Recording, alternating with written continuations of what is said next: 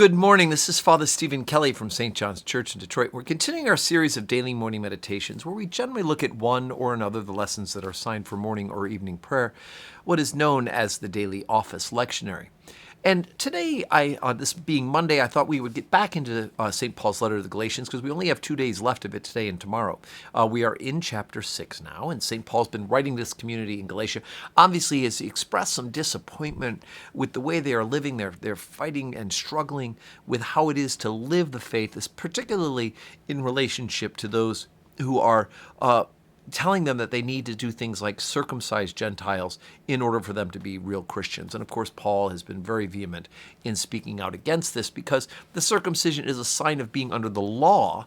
And of course, what we have is a new freedom in Jesus Christ. We are free from that law. So it's important in the case of the new Christian for us not to be dependent on those old Jewish rituals. We have to understand them in order for us to understand the setup for how it is that Jesus Christ fulfills God's promise.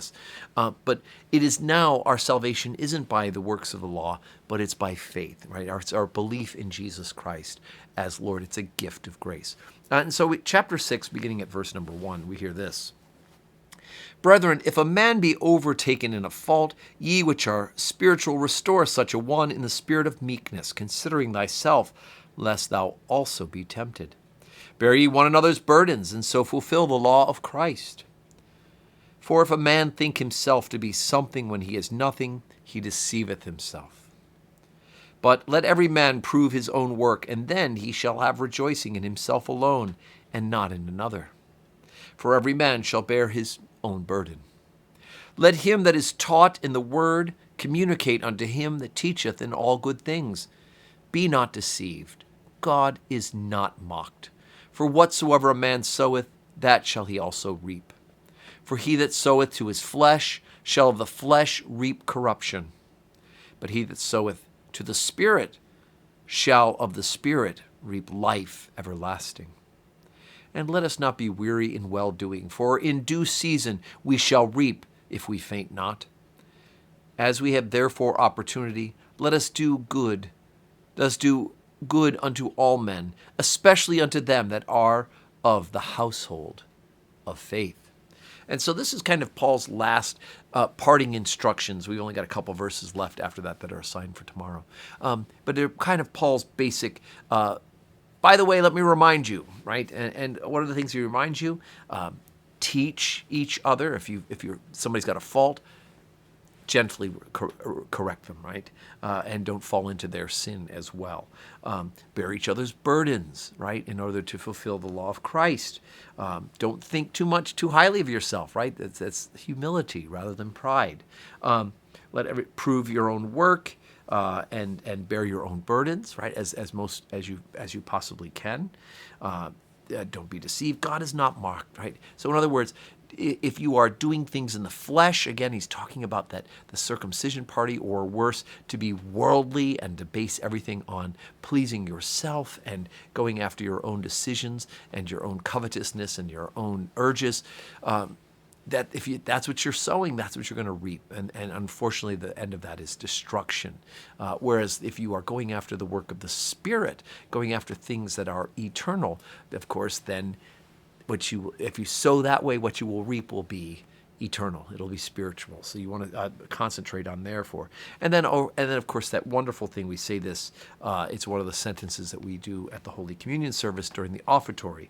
And let us therefore opportunity. Let us do good unto all men, and especially unto them that are of the household of faith.